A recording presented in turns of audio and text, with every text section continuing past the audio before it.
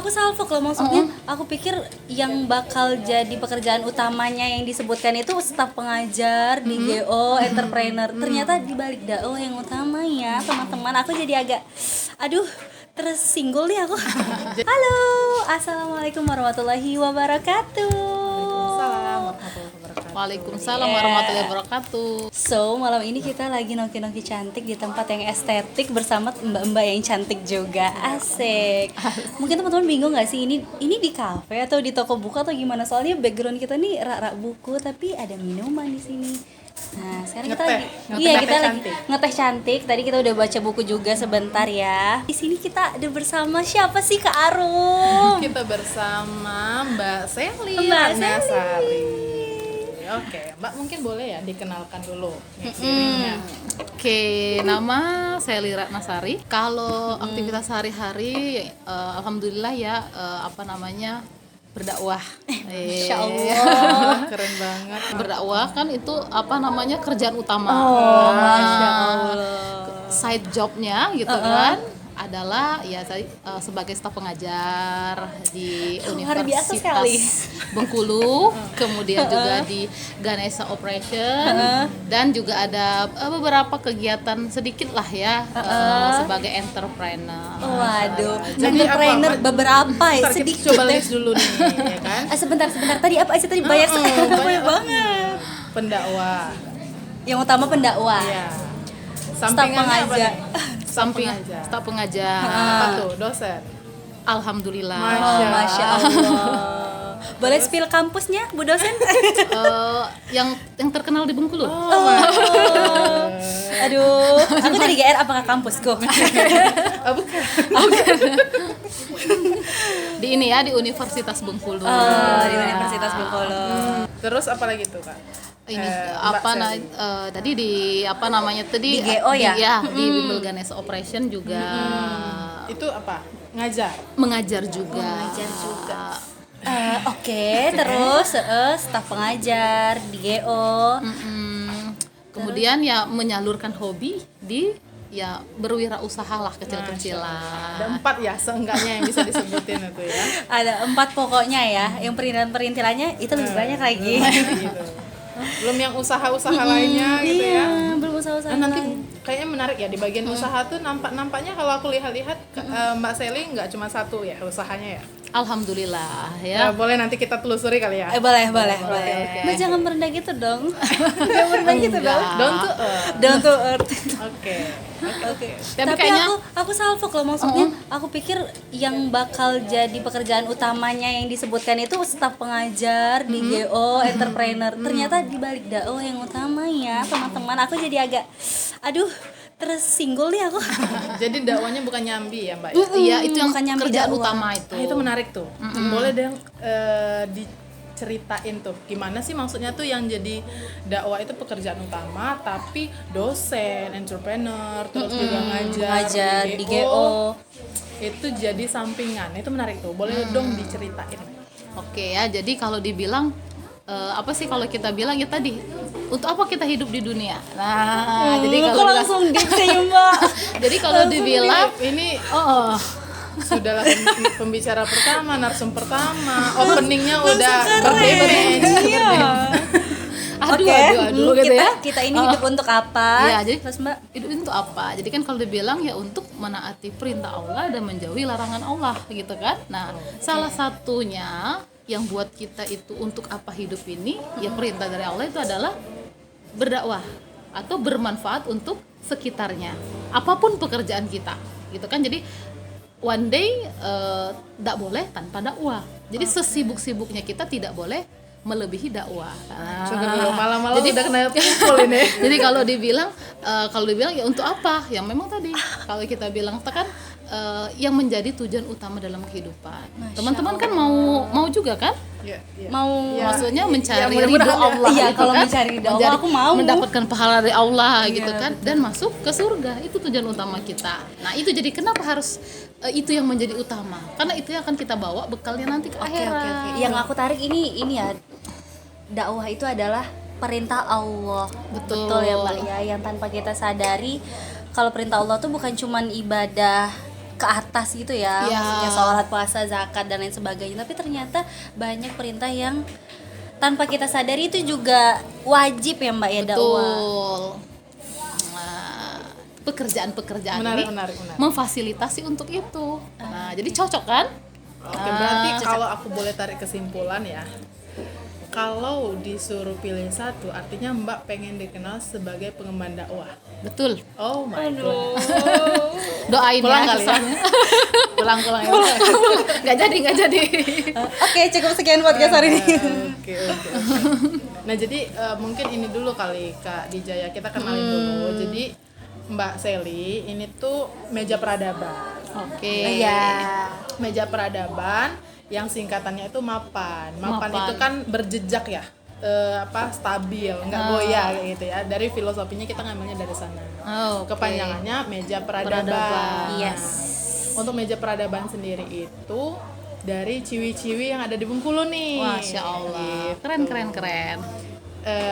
Harapannya meja peradaban ini tuh bisa jadi media buat teman-teman, karena sebenarnya kan di Bengkulu itu banyak tuh sebenarnya cewek-cewek yang berdaya, cewek-cewek yang keren, yang bermanfaat, yang pengen menebar kebaikan. Kayak gitu ya. Betul. Tapi kadang terlihat seperti nggak ada. Karena mungkin kurang terlihat kayak gitu. Nah, harapan dari meja peradaban ini mau show up nih ciwi-ciwi Bengkulu itu, wah keren-keren kayak gitu kan. Kayak gini ya, ada permata di tengah, ada Mbak Sally. Amin. Ini juga nih dengan kesibukan yang kedepan-kedepan. Iya, betul. Ini nggak kalah kece-kece nih. Ya, masih belajar lah dari Mbak Sally tentunya. Aduh. Oke. Tapi menarik itu yang bagian mana nih kalau Mbak Dija?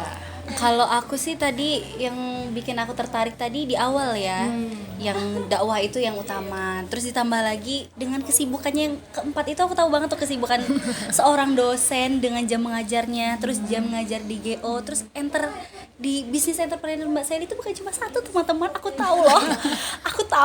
Itu boleh kali ya disepal-sepil ya sebelum kita yang ke pekerjaan utamanya yang di dakwah tadi, karena itu main ininya main menunya. Iya, betul. Kita ke ini dulu deh, karena sebenarnya menarik semua ya empat itu ya. Yang kata Mbak Sally hobinya ini. Ya hobi ya. Hobinya hobi ini. Kok serius amat. Iya, serius banget ya. Kalau kita kan hobinya nongki begini ya Mbak ya. Nongki, ngabis-ngabisin waktu. Ngabisin waktu. Coba Mbak Sally, gimana Mbak? Oke, gimana? Apa nih?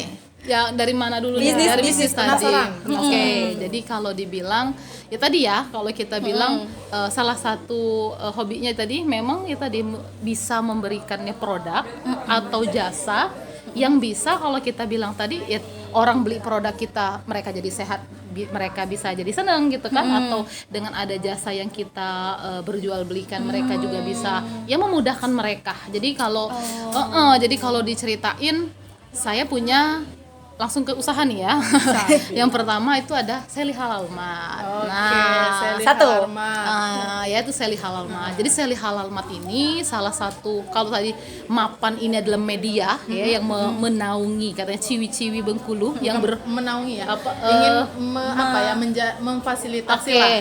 memfasilitasi. Untuk muncul lah di Oke, permukaan. muncul. Nah, jadi kalau Sally Halal Mat ini ya salah satunya tadi membina UMKM di Bengkulu kalau saat ini ya. Jadi sebelumnya itu ya kalau cerita sedikit, Sally Halal Mat itu di Sumatera Selatan di Palembang. gitu. Nah, pindah ke Bengkulu, akhirnya punya Sally Halal Mat cabang Bengkulu.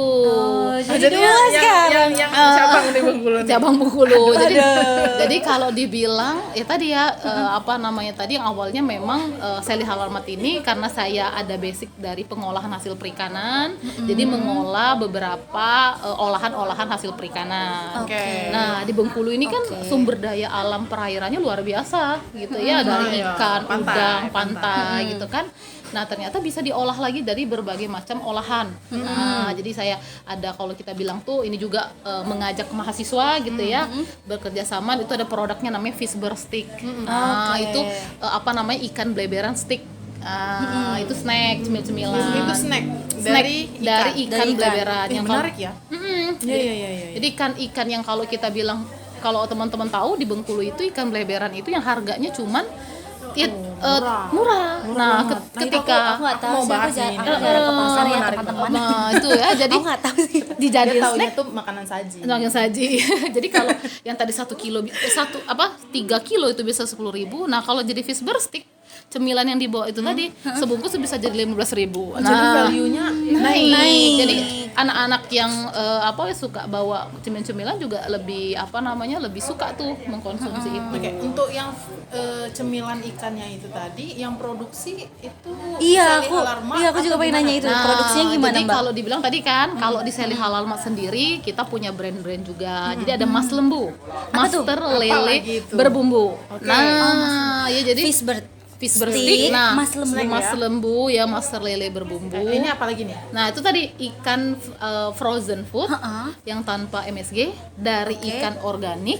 Nah, di mana untuk kaum milenial atau ibu-ibu yang berkarir gitu tinggal bisa ready to cook atau langsung siap dimasak, sudah dibumbui. Satset. Ya, itu. Mas Lembu. Enggak, Mas maksudnya Lembu. tuh kayak kepikiran kayak gitu tuh Ah, apa? kok kepikir aja sih, Mbak? Ya tadi kalau bilang saya lihat masalah. Nah, jadi tadi ya orang kalau di di Bengkulu yang ikan bleberan tadi ya paling jadi ikan giling, atau orang tadi juga beli untuk jadi pakan dan lain hal. Ternyata protein dan kandungan-kandungan nutrisinya masih lebih banyak. Kenapa nggak kita jadiin cemilan? Ternyata bisa jadi cemilan. Yang tadi juga mungkin orang tidak mau membersihkan ikan, kemudian takut ribet dan lain hal. Nah, pas kita sudah siapkan ini, bahkan juga ikannya kita pilih yang organik juga gitu kan, alhasil orang mau. Bahkan kalau teman-teman pernah dengar juga, saya itu punya ya tadi ya karena riset dulu dari penelitian gitu ya. Oke. Ini kayak gini nih. Jadi POV-nya ini memang by data. Iya, betul. Karena dosen. Betul. Jangan main-main. Tadi aku juga Oke. ngebatin.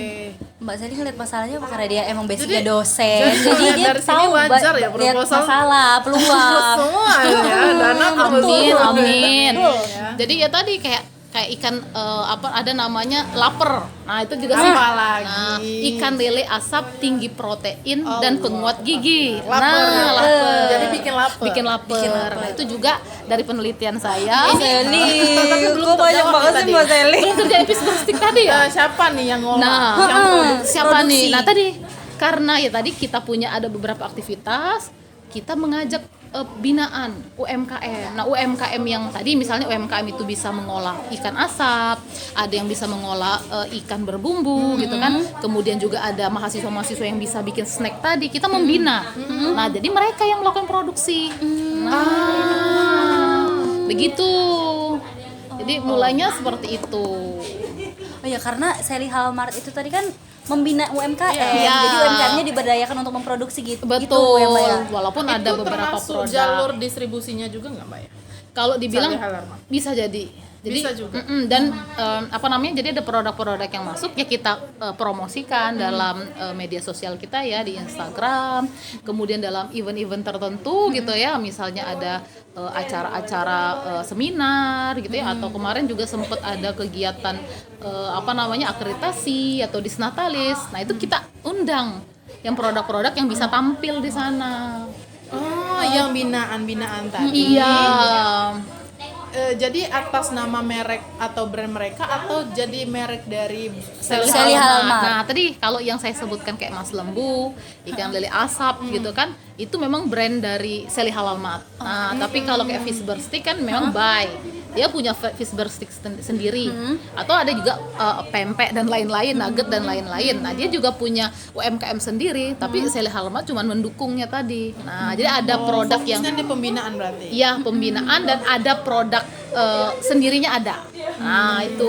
Jadi seperti Enggak, itu. mereka brand. Ada juga UMKM yang mengelola beberapa produk hasil perikanan. Karena kayak gini ya, sebenarnya kan aku tinggalnya tuh di tepi pantai. Ada kalau misalnya amit-amit ya, tsunami ya kan.